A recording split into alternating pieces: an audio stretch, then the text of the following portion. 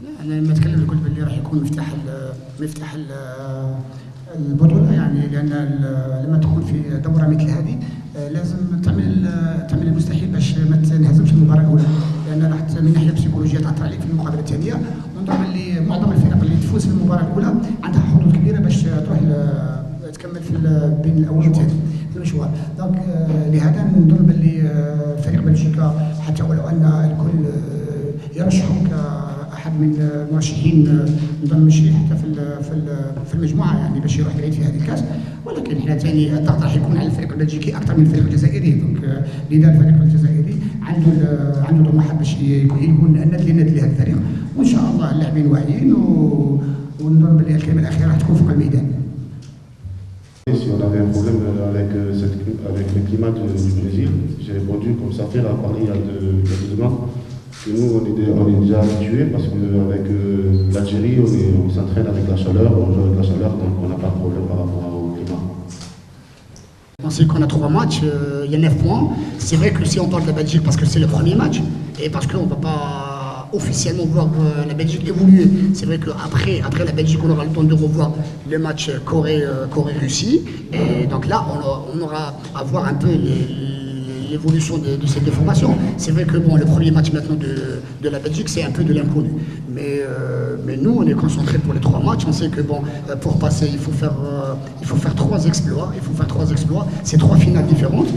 Mais personnellement, si on parle beaucoup de la Belgique, c'est parce que c'est le premier match. Hein. C'est pas parce que la Belgique est favori ou la Belgique a fini ou la Belgique a tel et tel. C'est parce que c'est la Belgique le premier match. Si c'était la Corée le premier match, on aurait plus parlé de la Corée ou de la Russie. Donc parce que c'est le premier match, mais pas déterminant, mais c'est toujours le premier match qui te fait rentrer un peu dans la compétition. Merci. Donc, le résultat, je ne vois pas pourquoi on s'énerve.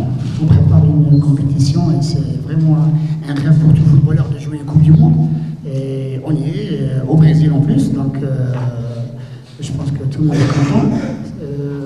C'est vrai que dans le groupe, il y en a qui ont déjà fait une Coupe du Monde 2010, donc ça sera une deuxième pour eux. Et pour les nouveaux qui la font pour la première fois, je pense qu'ils ont hâte à être sur un terrain pour une première au mondial. Par contre, concernant la Belgique, c'est vrai que bon, c'est pas aujourd'hui qu'on va parler de la Belgique. La Belgique, on a bien vu la Belgique, on connaissait bien fort, on connaît même tous ses joueurs, sa façon de jouer, ses points forts, ses points faibles, là où ils peuvent avoir des difficultés. Je pense que ça c'est pour le staff. Pour les joueurs, ils auront largement le temps de voir des vidéos, disons. Pas tous les matchs, parce que c'est plus important de faire des sélections, des séquences très précises sur le jeu de la Belgique. Mais je pense qu'après, bon, c'est à nous d'être présents, parce que c'est vrai que regarder des cassettes, regarder des matchs et connaître les joueurs, mais le plus important c'est être prêt le jour J. Et je pense que nos joueurs vont le faire le jour J, Inch'Allah. Utiliser le mot inquiet, c'est à 10 jours de compétition, c'est un peu trop sévère pour un sélectionneur national. Je dirais plus que bon, peut-être que le coach a fait tourner l'équipe. On avait deux équipes différentes pendant l'Arménie et la Roumanie. Il y en a des joueurs qui ont joué. L'entraîneur a tiré quelques renseignements. Et je pense que bon, le plus important après, c'est de faire le bon choix. Maintenant, l'effectif est là, les 23 sont là. Après, il faut essayer de faire le bon choix. Donc, il nous reste encore une semaine. J'espère que le coach saura choisir les meilleurs dans le groupe. Après, bon, vous savez, c'est vrai que bon, vous parlez du volet défensif, mais après, bon, si l'équipe essaie de marquer, donc ça sera une force aussi, mais aussi une force positive, parce que c'est plus facile de travailler l'aspect défensif que l'aspect offensif. Parce que dans un match, on peut marquer un but, on gagne 1-0. Donc je dirais que bon, sur l'aspect défensif, tout le monde est concerné. Et si tout le monde fait son boulot à 100%, je pense que le défenseur a moins de responsabilité, moins de travail à faire.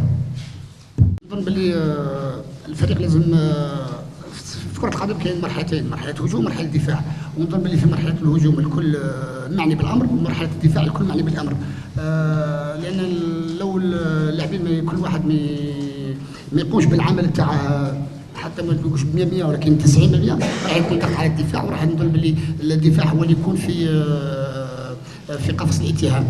دونك لذا حتى ولو في نقائص، حتى ولو ان باللي في بعض الهفوات، فيه بعض الرتوشات لازم تعمل، ولكن نظن باللي الزملاء راهم هنا كل فريق في 11 لاعب فوق الميدان، لازم 11 لاعب كل يعمل من اجل هدف واحد.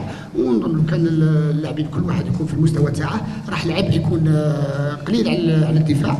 وان شاء الله هذه الاسبوع هنا علاش قلت لك هنايا في المركز اللي رانا فيه، نظن هذه الايام اللي بقات هي ايام تاع اكثر عمل تكتيكي، وان شاء الله احنا كما قلت الاخ معمر الشوط الثاني اللي خديناه ضد رومانيا وين شفنا ان حتى في الشوط الاول كانت هفوات كبيره وكان الفريق الروماني ممكن يسجل لنا اهداف، الا ان في الشوط الثاني شفنا باللي الفريق تاعنا فريق كان متماسك كان نظن اللي متماسك، كانت خطوط الفريق الروماني قليله بعد تسجيل اهداف. نظن باللي احنا هذا راح يكون مقياس لنا في البطوله الجايه ان شاء الله، وان شاء الله نديروا مباراه ان شاء الله. تحمل الندوة الصحفية التي نشطها عبد الحفيظ تصفوت رفقة الطايدر وغيلاس الكثير إلا ما تعلق بالتركيز على الجانب التكتيكي بدلا من الجانب البدنية. وقال كذلك تصفوت أنه سيفعل المستحيل للفوز في موقعة بلجيكا لتأهل إلى الدور الثاني. كان معكم سمير غانا، بعثة الشروق نيوز من داخل مركز سوروكابا البرازيل.